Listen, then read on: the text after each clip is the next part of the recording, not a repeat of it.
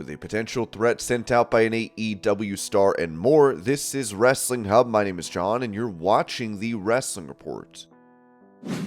Before we get into the rest of the video, make sure you subscribe to Wrestling Hub and turn on all notifications to stay up to date with everything in the world of pro wrestling. Also, don't forget to follow us on Instagram at Wrestling Hub Official and follow us on Twitter at Wrestling_Hub.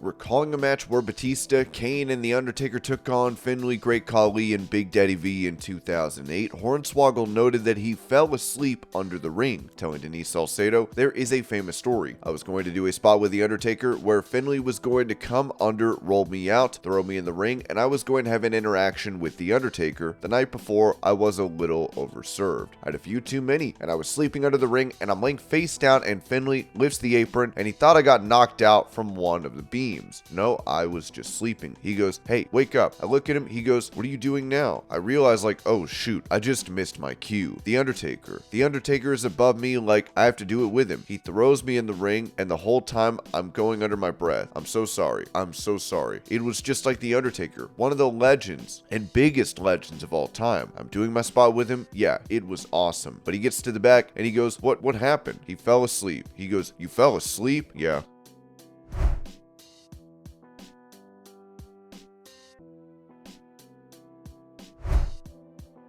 Explaining why Brock Lesnar nearly decided to retire from WWE during the pandemic era of programming, Daniel Cormier revealed on his YouTube channel for an interview with Max Holloway, "I could not stand that, fighting in the UFC Apex in front of no fans. We don't fight for nothing. You know what Brock Lesnar told me? He said when he went back to the WWE at the end of the pandemic, he was wrestling in front of those screens. They had nobody there. He goes, 'I'm done. I did not get into this for this. I want to be in front of a crowd.'"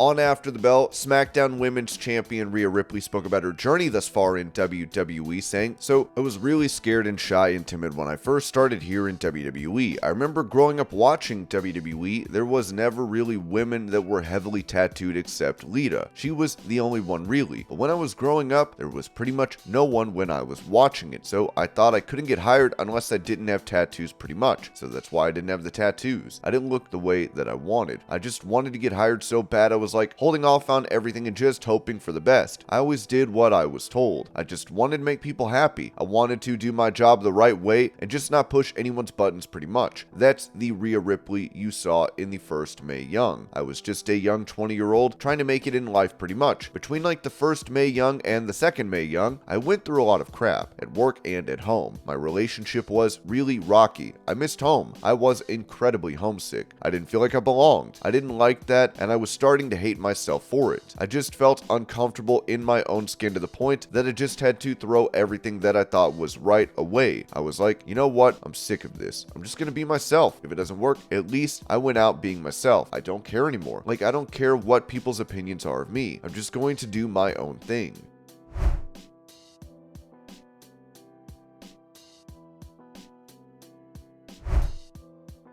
On his drive-through podcast, Jim Cornette had this to say about the current state of affairs in WWE for Lacey Evans, as he noted, "She's great. She's got the size. She looks great. She has the demeanor and the facials. She can talk like a bitch. What a great heel she's been." And then she disappeared again and stop and start back and forth. I don't know what the problem has been. I don't know why they have stopped and started this girl and gave her umpteen different personalities. It's the most baffling thing I've ever seen. She would be a no-brainer of anybody on the WWE female roster. Past Charlotte Flair and Rhea Ripley, Lacey Evans is the one that I would take next, trying to figure out something to do with.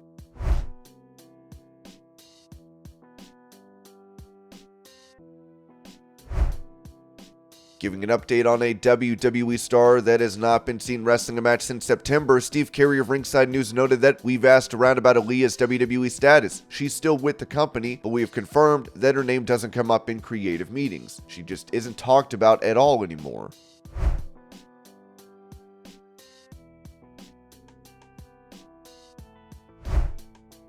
When it comes to potential plans for Cody Rhodes to become an actor, Fightful noted that we've heard more about the Cody Rhodes Hollywood news. We're told that he doesn't plan on being a part-timer in wrestling, and any projects he does would go around his WWE schedule.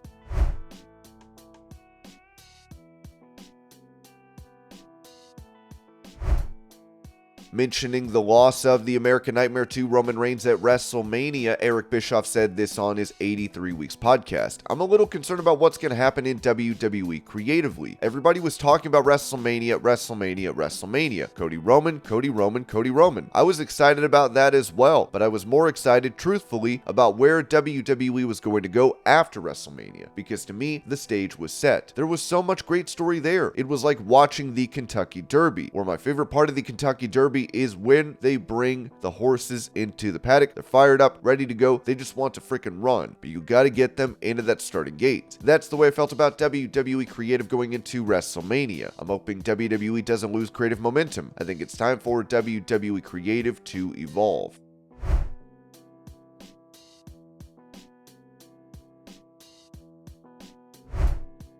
Following his win at Creator Clash 2 in Tampa, Florida, YouTuber Dad Nathan Barnett would call out Seth Rollins. I'd like to call out the entire company of the WWE. If you know me and you've been watching me for 20 years on YouTube, then you'll know the WWE sent me a signed contract twice. I still have that contract signed. Triple H knows me. Vince McMahon knows me. Half the roster knows me. They've been dancing around me for 10 years and I'm not waiting anymore. So, Seth Rollins, you want to go toe-to-toe with a phony YouTuber, a con artist? How about you go toe-to-toe with a boxer, a YouTuber from the original days, who actually wins his fights? I'll be waiting for you at the front doors of your training facility until you answer.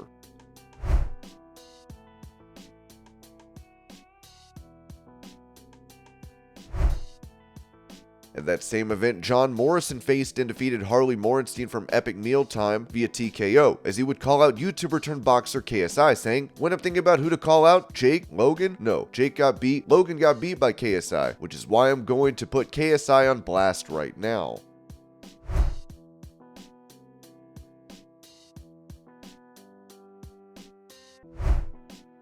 Touching on why Drew McIntyre was not at Friday's show for WWE, Ringside News reported that we've heard a lot of rumors about Drew McIntyre recently, especially after he wasn't on Smackdown again this week. We were told that he was never scheduled to be on the Blue brand, so his absence was expected. McIntyre previously blacked out his Twitter profile as he was also injured heading into WrestleMania. While he may be taking time off to recover, fans have been concerned, given reports of his contract being set to expire soon.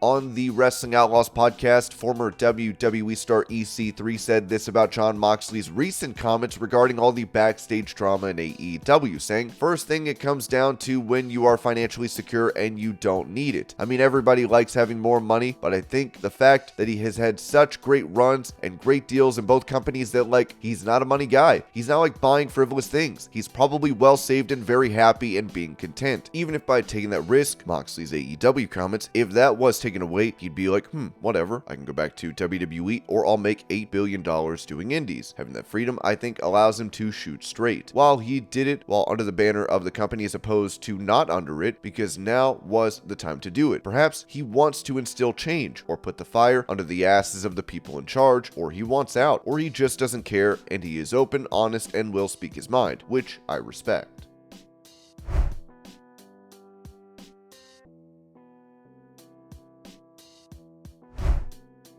For an update on Johnny Gargano during his hiatus, Sean Ross Sapp said that Johnny Gargano hasn't appeared on WWE programming since NXT Stand and Deliver, leading many to wonder where he's been. Fightful Select has learned that Gargano re-aggravated the shoulder injury that had him sidelined for much of January. After only having a couple of matches his first few weeks back, Gargano ended up wrestling a dozen matches after March 4th. We're told that the shoulder injury got worse after his Royal Rumble return, and by the time of the NXT match with Grayson Waller, he was severely hampered and using one arm. The hope from the company is that he can repair the injury with physical therapy as opposed to surgery. There was speculation that Vince McMahon returning to the fold led to Gargano's absence, but that isn't the case.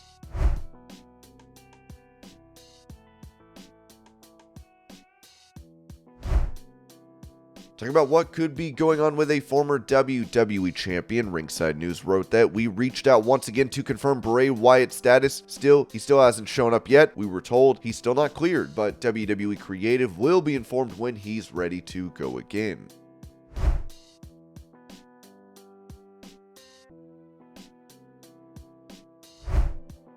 Recently, Chris Jericho was asked a question on Twitter that included a picture of himself and CM Punk where it said, "Chris Jericho, correct me if I am wrong, but you've always been willing to work with everyone and you always do what's best for business. People are foolish to suggest otherwise." Jericho replied, "Not everyone," seemingly insinuating that he does not want to work with Punk. Sportskeeda would post these tweets in a picture to Twitter, which Jericho responded, writing, "I don't play games, guys." Jericho would also post a picture of himself to Instagram, writing, "You wanna F around?"